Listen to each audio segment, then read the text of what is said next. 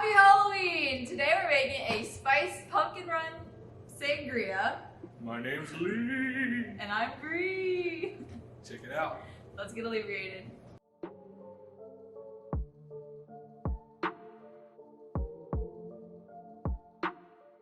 Alright, so Lee's already started off by cutting up all of the fruits. We've got lime, lemon, oranges, apples, pears, and we're just gonna start building it in our lovely pumpkin right here. So super easy, we just cut a hole in the top of our pumpkin. I kind of did it at an angle. Do you have the lid real quick? Yep. So I did it at an angle because you can really easily just plop it back on there whenever it's not in use. And if you did it just straight down, it might be a little hard, but that fits in there. Nice. Perfect. So just cut it out and then clean it, got most of the seeds out. But I think it kind of adds that Halloween feel. It'll be a spooky surprise if we get a seed in our drink. So we're gonna start off with some of the liquids. We're using wine, red wine. It's a really dark, really bold red wine. So you're gonna do that. Use whatever wine you want in there. Go sweet if you want to make it a little sweeter. But you're making sangria, so you gotta use a little wine. Love sangria. I feel like that was enough. Yeah. Just use the rest of the bottle. Perfect. So to that, we're just gonna add a little bit of cranberry juice because it's festive, and why not? Also tastes really good. So we're not really being super accurate about this. Like, that was a whole bottle of wine. This is a solid 10 ounces of cranberry juice, but it kind of depends on your pumpkin size as well and how big of a party you're having.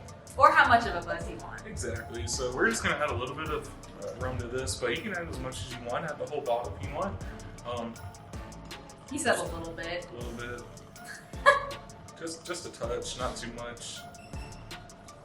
There we go. There you go.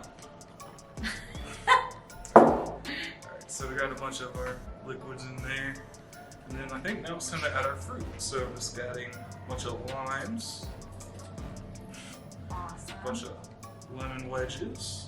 Here are all the pears. So like Bree's adding the pear.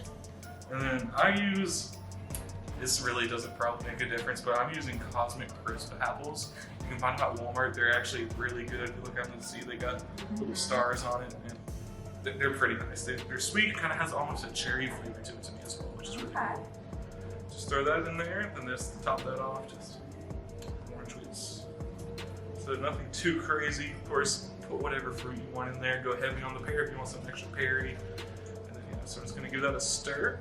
Delicious. And what you're going to want to do is you're going to want to make this before your party happens, and you want to let it sit in the fridge for about 2 hours or so before the party starts. You want to get some of that pumpkin flavor in there as well. Get everything mixed together all nice so you get the actual flavor of the fruit into the drink itself.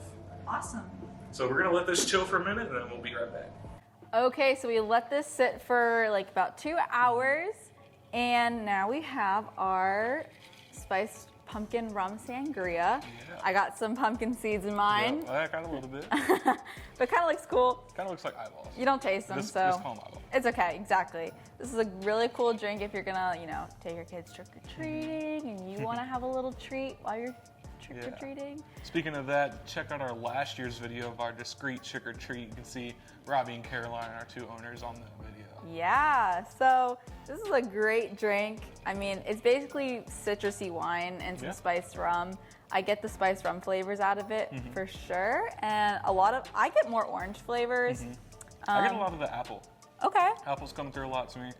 But of course, the longer time you leave it, the more time it's going to have infused air, especially if you want to squeeze the juice in there. That's going to help it as well. But I mean, not too much to say about it. It's kind of what it is, what it sounds like: spiced rum, wine, and fruit. Yep. Can't really go wrong with any of the ingredients that are in there, and you can obviously customize the citruses that you put in.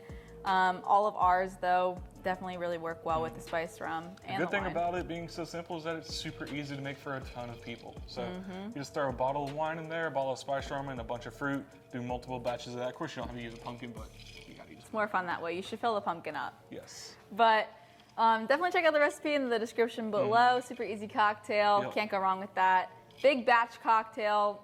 Also can't go wrong with that. Especially for like Halloween parties this year. I know I'll probably maybe try to serve this at mine. Yeah.